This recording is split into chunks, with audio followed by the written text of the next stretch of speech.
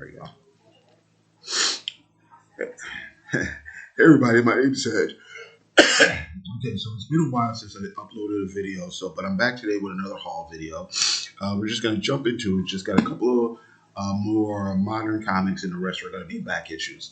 So we're just gonna start with The Ambassadors #6. This is Mark Millar, part of his big event comic that he's doing with his creator-owned characters. So we got that. Nemesis #3. I'm pretty sure the event is pretty much wrapped up or close to being wrapped up if it isn't finished already, but you know, I'm just months behind on everything. Now I'm going to go back to Hawk Girl #51, Walter Simonson and Howard Chaykin.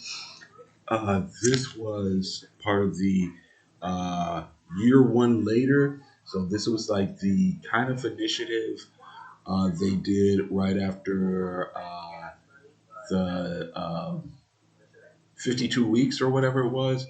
I think they had Infinite Crisis, then it was 52 weeks or whatever, and then it was 1 year later or whatever, where they kind of, you know, skipped ahead after that event, and you know, different things had changed in the DC superhero universe. So anyway, so Hawk Woman or Hawk Girl #51,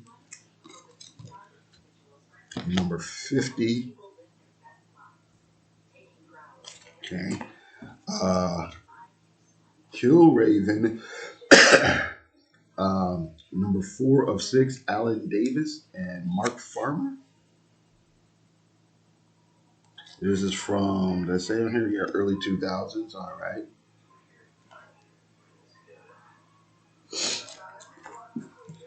Okay, Wildcats 3.0. This is #17. This was a really interesting series with Joe Casey. Kind of this sort of post,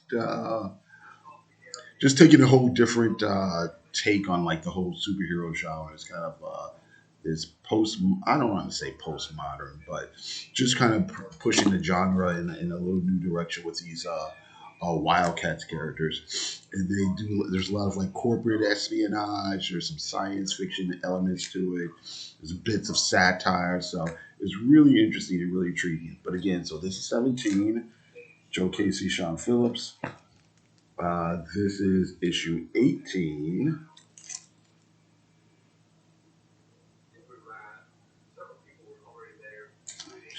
And then this is issue, excuse me, 16.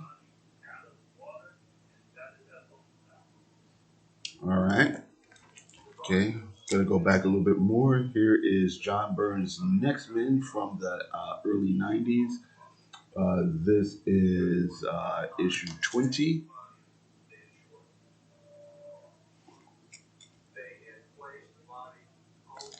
Then issue 22. Yeah, 22.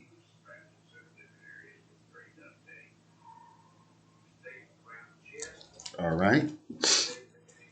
Here is Team 1 Wildcats. I think this is probably Joe Robinson. This is going back to the original carnation of the Wildcats from the early 90s. This is from 95. Okay. And I'm pretty sure this is kind of like a flashback issue, I think. Okay. Protectors #5. This is the infamous bullet hole issue. I just bought this because this was like one of those. This is when the whole gimmick covers and whatnot in the early 90s really got going. And you know, all the variants and the foil covers and the fold-outs and the this and the that. And the gimmick for this one is, yeah, there's a literal hole. Oh man.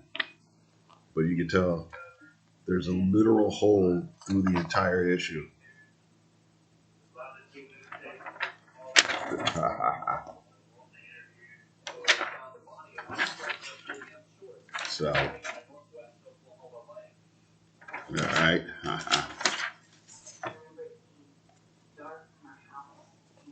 Can you see that? So, all right. Malibu Comics, Malibu Comics. All righty.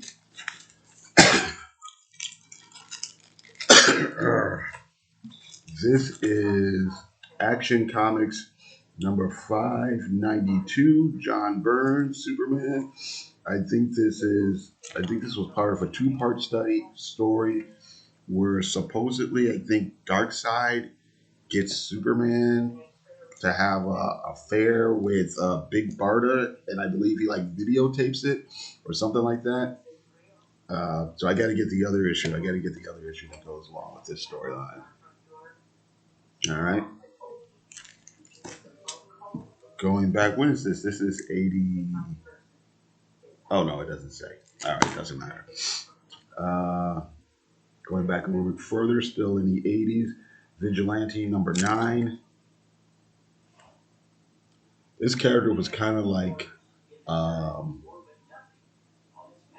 they were kind of like DC's poor man's Punisher. It kind of leaned a little bit more to the superhero-y side. Like you see, he's actually fighting a villain or whatever here.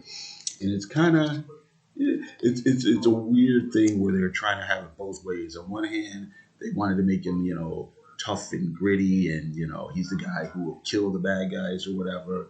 But then they went out of his way to like actually not kill people too much, and then just have him fight, like I said, standard supervillains and whatnot.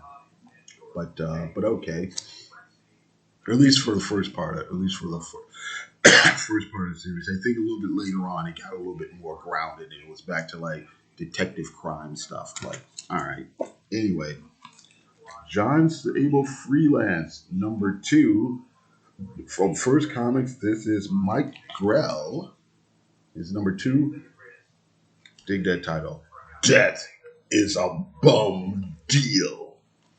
That just sounds like the title of like a bad detective show from the 70s or whatever. But John Sable's pretty okay.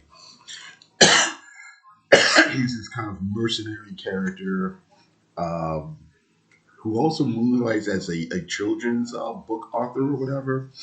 But it's mob stuff, CIA stuff, fighting terrorists, drug dealers, whatnot. And they actually turned it into a TV show that was on ABC for like a few weeks. It didn't really catch on. The TV show didn't, but the Sable series lasted for a while. This is number 1. Okay. And then we're gonna wrap it up with Master of Kung Fu from, I'm sure this is like 76. This is issue 49. This cover is by Ernie Chan.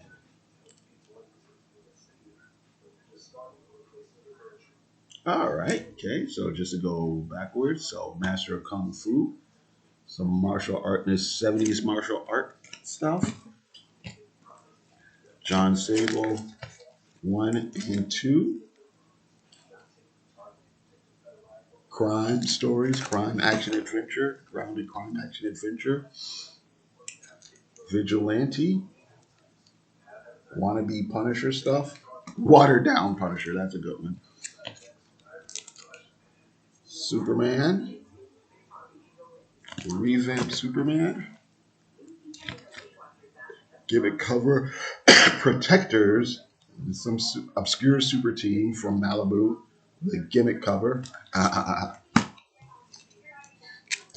Wildcats. Extreme superheroes. John Byrne indie stuff.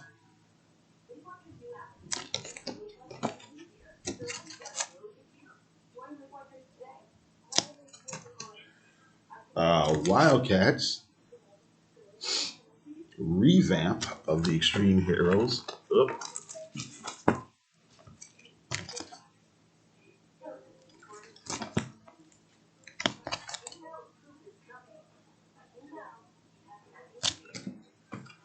And Kill Raven, science fiction. Hawk Girl, superheroes.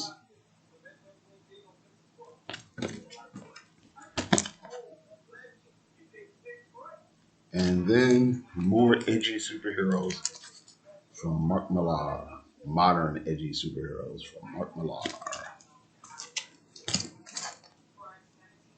All right. Okay, so that's it. Thank you very much for watching. I appreciate it.